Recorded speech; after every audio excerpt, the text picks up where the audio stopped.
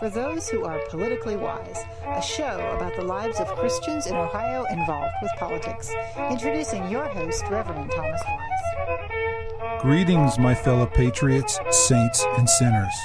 The show is titled Politically Wise, and I am your host, Reverend Thomas Wise. At the end of the show, there will be a blessing. Don't miss it. But first, a word from our sponsor. Do you pray for a politician? Do you think a politician can be a Christian? Do you think a politician should stand up for Christian principles? Do you think politicians should pray together? Do you want to see more Christians in politics? If you said yes to any of these questions, please join the Ohio Prayer Caucus Network. Find the Ohio Prayer Caucus Network on Facebook. Welcome back to Politically Wise. The opinions and statements on this show belong to those who give them. The rest of the show belongs to Thomas Wise Words, all rights reserved. The show is titled Politically Wise, and I am your host, Reverend Thomas Wise. Hello, my listeners. This is Reverend Thomas Wise. The show is called Politically Wise. I have a guest today. His name is Mike Nolan. Mike, tell my listeners about yourself. Good day, and I'm really appreciate you allowing me to appear on your radio show, Reverend Wise. I'm Mike Nolan. I'm running for county commissioner this year, and I'm asking for your vote on November 4th. But first of all, I want you to get to know me a lot better than you probably do now. I am 63 years old. I am just thrilled and honored to have a wife, Bonnie, now for 26 years, and we've had 2 lovely daughters now grown and married, and 3 great-grandchildren. We live on a farm just outside of Miamisburg area, and we raise breeding bulls and horses. We also rescue dogs and cats on the farm, and we've rescued 1 cow and 1 horse in the past several years. So we are fortunate to have this opportunity to be here. The part that qualifies me for running for county commissioner is I retired as the chief deputy of the Montgomery County Sheriff's Office, and I was the chief deputy for Sheriff Phil Plummer, who is still our sheriff at this time. I followed that career up with going into being a township trustee at Miami Township for 4 years, and I was instrumental in being a part of the team that put together phase 2 of the Austin Landing, and everyone knows that brought more than 3,500 jobs to the area, and we also were able to give $1.5 million annually back to the school system based on the revenue coming off of the project itself. So I'm thrilled to have been a part of that, and I'm thrilled to have brought those jobs to the Montgomery County area. So why do you want to be county commissioner? It's interesting. I received a phone call from the sheriff back in February, and he asked me that he needed my help again. And I kind of joked with him, saying, well, I think I'm way too old to be a cop. But he agreed, and then he started by saying, I want you to run for county commissioner. So I told him I would want to speak with my wife, who is my confidant in everything. We discussed all our issues, and I spoke with her. She always worries about my feelings, and I don't always handle criticism or loss well, but I try and be strong, and I always feel that God puts me where he wants me to be. And if he wants me to be on that county commission, he will make that happen. If he's got another plan for me, then we'll see what that plan is. But I discussed it with her. I discussed it with some developers, and I got back to the sheriff, and I said, Sheriff, I'm going to take this challenge, and I will interview for that job with the Republican Party. And here we are today. I'm the endorsed candidate, and the election is a few weeks away, and I'm excited. We're looking pretty good in this race, and we're just going to stay strong and stay positive till November 4th. So what's some of the things you've done in your career that would someone could point to and say he would make a good commissioner? My greatest experience was with the sheriff's office, and during that time period as a major, I started taking care of the sheriff's office budget, which at that time was about $45 million, and that was the annual budget. I worked hard to make sure we finished every year in the black. We never turned in a year in the red or had to go back to the county for more money, so I was thrilled about that. Along with doing that, I also initiated the beginning of the Regional Dispatch Center and constructed the 7th tower, which completed the entire dispatching tower system throughout the Montgomery County area, which we put in at German Township's site. So as I became chief deputy the regional dispatch center was coming to fruition and we were getting to go ready to go online. And the reason we did this was because it allowed all the agencies that we could dispatch for to talk on the same channels, information share, and making sure that if someone was close by and they could hear a radio call, they might help me or assist me in apprehending the bad guy. We felt that this was a very important public safety issue for the county, and it's been quite successful, saving different entities. For example, Miami Township saves about $250,000 a year by using the regional dispatch center because we didn't have to operate our own, using our own employees, paying them not only salaries but benefits, and it saved us literally $250,000 a year. So those savings go back to the public who pay their taxes for these services, and it keeps us from having to ask for additional taxes. So you have had some civil service work.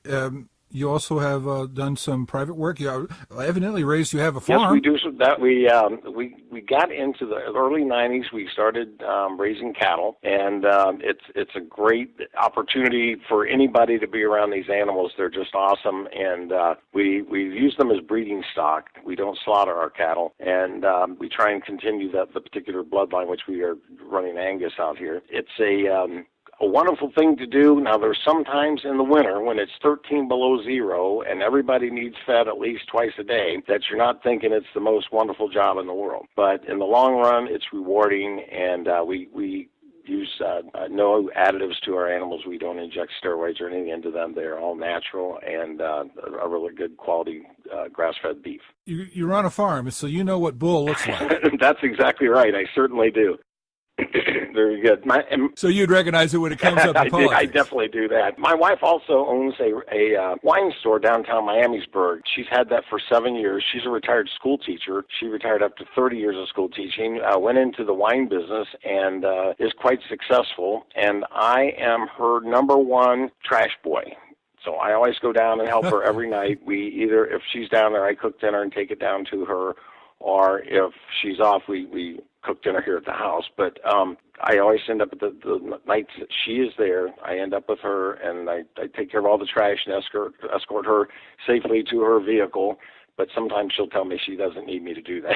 So we end up spending a lot of time together. But they've been very successful. We co-own that with a couple named Kim and Don Broomhall from the Kettering area. Kim's still a school teacher in the Kettering school system where Bonnie had taught. So we are thrilled about that. We really believe that we've helped Miamisburg come a long way.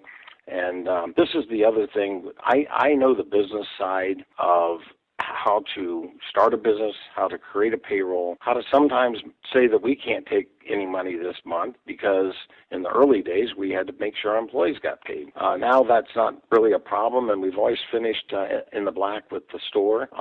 But, the economy in 2007 when we opened tanked, and it was quite a setback for us. But we muddled through it, and we just kept plugging away. And again, I give all the credit to my wife and Kim Broomhall, her partner, because they are the ones that were there day in, day out, making it work. And I'm just glad that I could be a support person to both of them. I call them wife one and wife two because they both yell at me.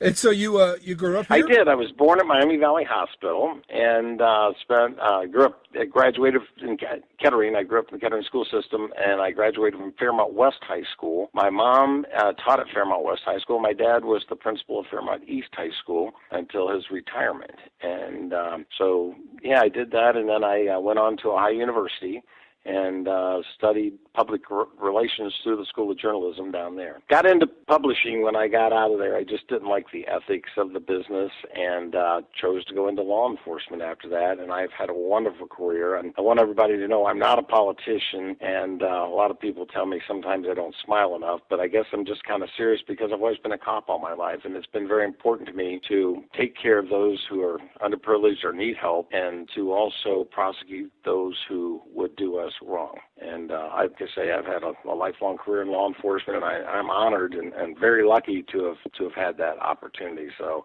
this is my chance to give back. I do believe in just you don't go into a job like this thinking about money. It's about doing the right thing for the people here. And I think I've got a proven track record in Miami Township and also as chief deputy that I can say I've done the right thing and I've got positive results because of what I've stood up for. You're a pilot? I'm a pilot. Yes, we had a 310 Cessna. We don't own it anymore. It got a little too expensive to fly. But yes, pilot, been flying since the early 70s. And I also enjoy kayaking, horseback riding. Oh, gosh, we try and stay active, bicycle riding. You got to stay healthy. My dad always brought me up to believe if you don't use it, you'll lose it. So, we try and, would walk whenever we walk. We park out in the parking lot further out, so we have to walk into the store. We don't try and park close, and anything to keep our body in motion. How does your faith play a role in your work? Everything I do, I never pray for something specifically. I always pray for do what's best for Mike Nolan or do what's best, let it be your work, God. And when I have difficult decisions, I do a couple things. I pray on it. I consult my best friend on it, which is my wife, Bonnie. And sometimes I go to others and get opinions, and just see if I'm getting the right read on what I believe I'm going to make a decision on. And I believe that, if you're in your heart, if your intention is to do good, then I believe that your decisions will have that same result. I just believe that that's the way it is. And I put it in God's hands. And sometimes things didn't go right. And I sometimes think, what on earth, Lord? And, I have to think about my original situation, which is you got to trust him. There's a reason. And later on, there was a reason. And again, you just have to have faith and know that you are being led and you will be placed in a position, whether it's in a position of power or if it's in a position of pilgrimage, that you're there to help someone else. That's where he wants you at that time, and he needs you there. And he's the big commissioner in the sky, and he's got answers for all of us. We just have to remember to try and listen. Tell us a little bit about your religious background. A little bit diversified religious background. Our family is brought up Catholic. We had in Florida gotten into a Pentecostal. Anyway, when we were in Florida, we moved into a Pentecostal church, and it was very close to us, and it was new and very different, and we became involved in that. But our kids are baptized Catholic, our grandkids are baptized Catholic, and I still think of that as a very, very honorable founding faith. Mm-hmm. So again, my God is your God, and I believe that He has a hand on me at every step I take. We spend a lot of times on the farm. There, we don't always go to church, and we just feel that we're here to do our work, and we take moments to ourselves to speak to the Lord, and it doesn't have to happen in the morning on a Sunday. It happens daily. And at sometimes all hours of the day and night. So do you have a guiding scripture? I do have a guiding scripture, and I always like 2 Corinthians chapter 8, and it's verse 21. If you don't mind, I'm just going to share it with you. It's providing for honest things, not only in the sight of the Lord, but also in the sight of men. And, I became a more religious person, through becoming a trooper. The tragedies you saw and the blessings you saw, and it made you very grateful. I guess I wanted to make sure that my life was driven towards doing the right thing for everybody, and I've always tried to guide it that way. Now, personally, have I made mistakes for Mike Nolan? Absolutely, and you pay for those mistakes, and you go on and you learn your lesson and move on. But anything I've ever done for others, especially in law enforcement and in government, I do it for only one reason, for them. I don't take anything for trying to make more money for Mike Nolan. I don't want any part of that.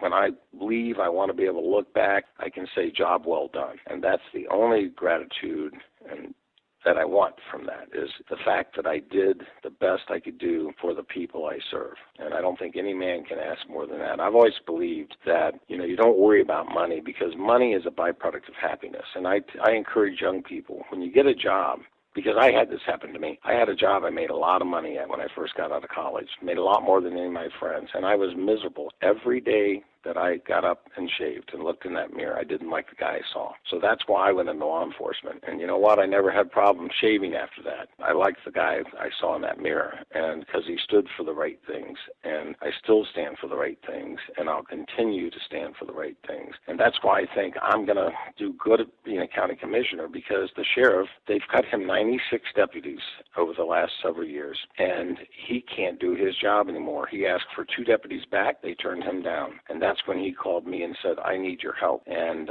so I'm there for Sheriff Plummer. But I also have a business talent of knowing how to get the people in the room, the right people in the room. And I am capable of doing that. I don't consider myself the smartest guy in the room, but I'm smart enough to get the smart people in the room. And they work through the issues together. That's why Austin Landing is so successful, because we have the right people in the room at the right time. I also believe in partnerships, public-private partnerships with government and developers who have money to put in the game. I don't believe in handing people money and saying, go develop clean energy or something like that. I expect them to have skin in this game, and if it's their money in that game, then they are going to consider what they do every day a lot more seriously than if it's just my government money. So I want to be their partner. I'll work through that with them, and I've got a track record. It's proven, and I'm showing it down in Austin Landing. And every day I see something new go in there, I smile, because it was all part of the plan we put together. So you were a Miami County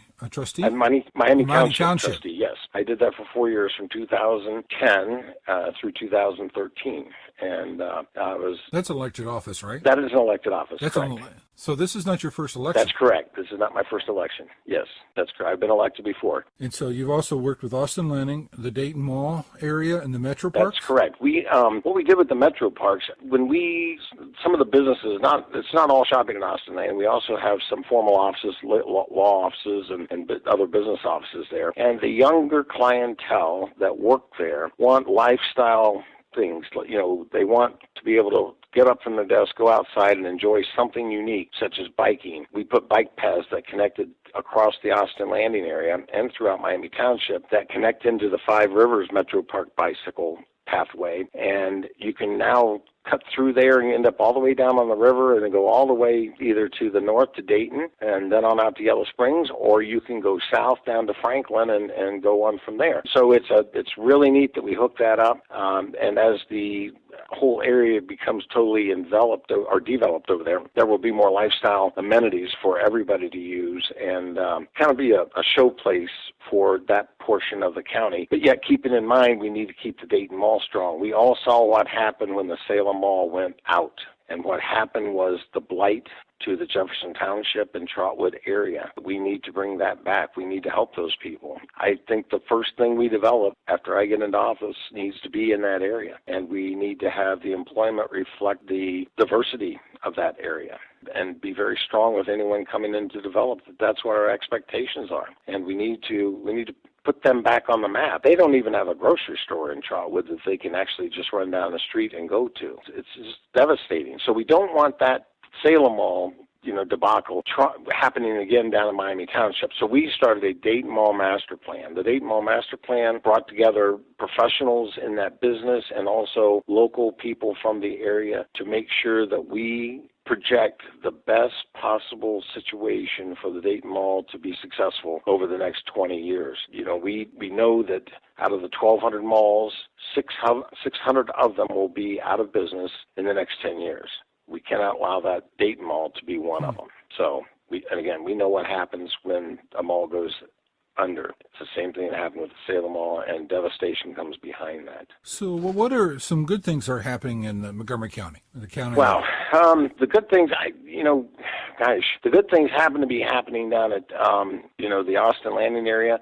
Secondary to that, Governor Kasich has done a great job through Jobs Ohio to bring more industry up to the north end of the county. On my 3-part plan for the county, one of those parts is integral with becoming the distribution capital of this country. I-70 and I-75 intersect right there in the north end of that county, and there's no reason why we shouldn't be able to distribute for everybody including worldwide, bringing things to the United States. So, ironically, and I kind of tease about this, it's sad at the same time, the drug dealers figured out that I-70 and I-75 was a great place to do business years and years and years ago.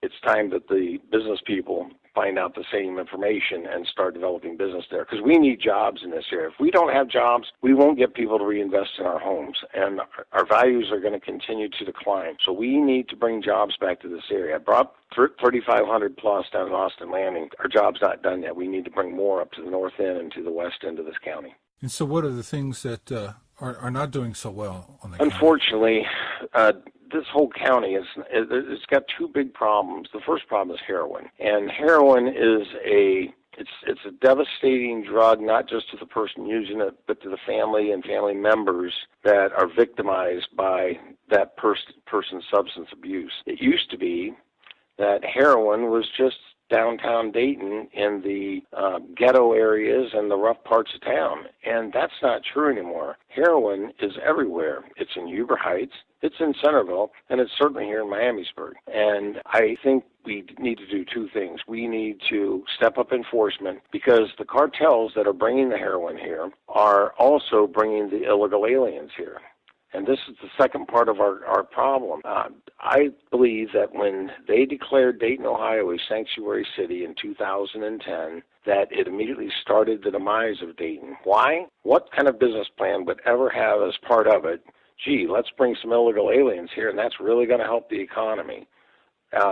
Here's the problem. They don't have lawful jobs, so therefore they don't pay taxes. So government gets no benefit from them being there. However, they are entitled to the use of benefits for health care and other things they need without contributing to the till like the rest of us do. So you've got drugs, illegal aliens brought here by these cartels, and I can assure you, this is the sheriff's words himself. These Mexican cartels make ISIS look like Girl Scouts, because when they torture you, they do it while you're alive, and then by skinning your body while you're alive, they burn you while you're alive, and that's how they end up killing you. And they'll do that to your family members until you work with them.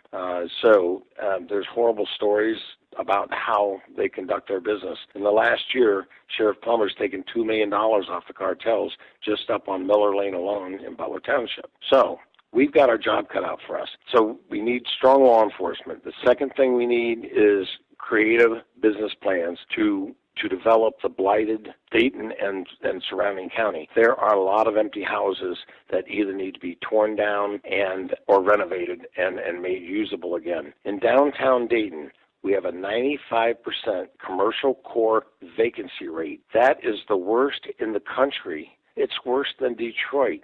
We need to work on that, and that includes only the buildings that can be inhabited. There's a whole bunch of buildings down there that need to be knocked down, and the cost to knock a big building down right now is around $4 million.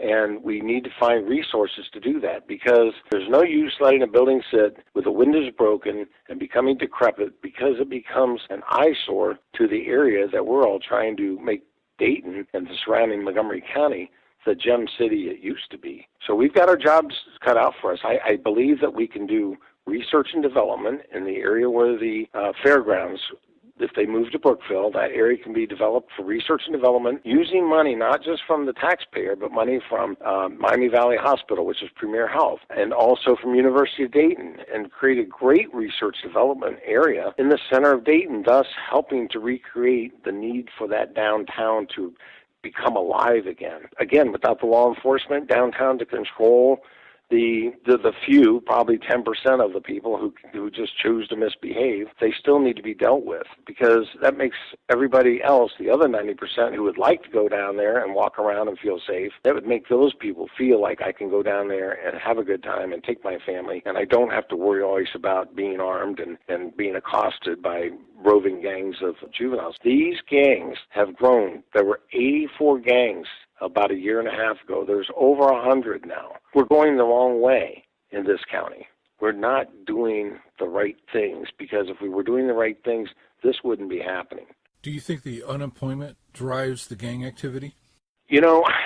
I believe that it does in one specific way. When most kids our age graduated from high school, they were guaranteed a job. They either went to college and got their degrees, or they went to GM or Frigidaire, and you went and got on the line and you worked your way up from there, and there was a future for you. And we don't have those plants here to give our kids future. So when you don't have a job, and when you've become so used to living on welfare, and we've got third and fourth generation welfare babies now living here, and that's just they expect that to be the way of life instead of having a dream, then until we correct that, we are going to be a devastated city. We need to correct, for example, the fact that 45% of our children in the Dayton schools are on subsidized breakfast and lunch, and that's just Monday through Friday. Here in Miamisburg, we participate in Blessings in the Bag, and that makes sure that the kids who are on those subsidized breakfasts and lunches have food to eat on Saturday and Sunday when they're not in the custody of the school system and being fed that way. We shouldn't have any starving people in the United States, much less Montgomery County. We need to take care of these people and,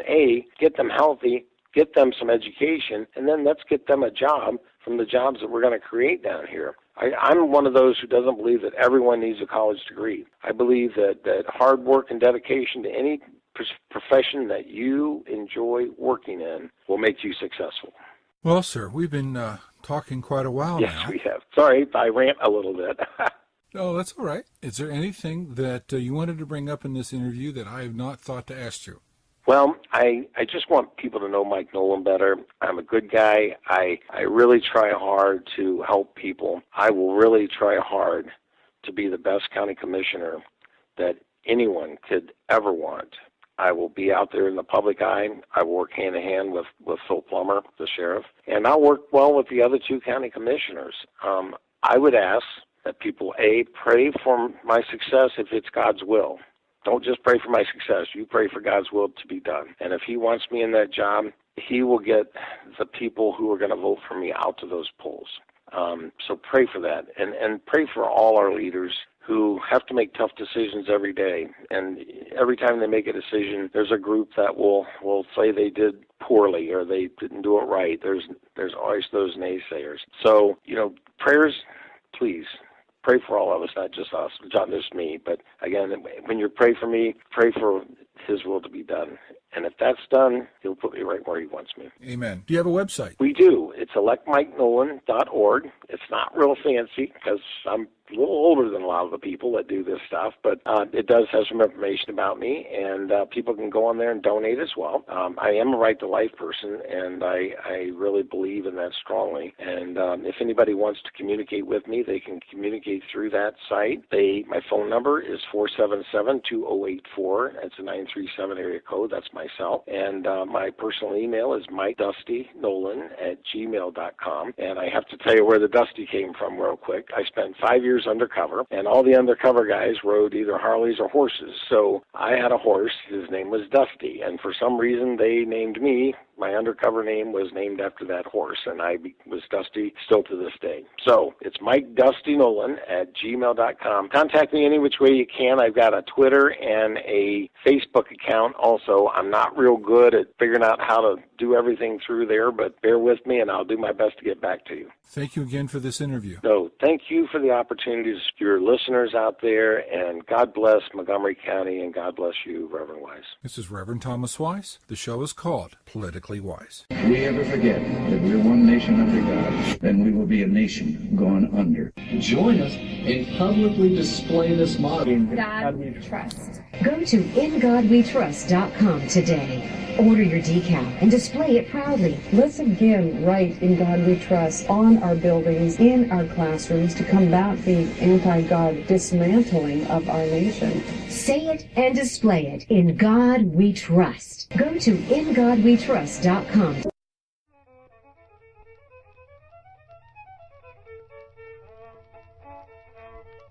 The show is titled Politically Wise, and I am your host, Reverend Thomas Wise. Thank you for listening today. If you want to email me, you may do so at politically.wise@gmail.com. Please like us on our Facebook page, Politically Wise. Now, here's your blessing. Blessings based on Psalms 22, verses 6 through 21. Are you treated like a worm? Are you scorned? Are you despised? Are you mocked? Are you insulted? Remember, God is not far from you. God will rescue you and deliver you because you are God's delight. It is God who saves and delivers.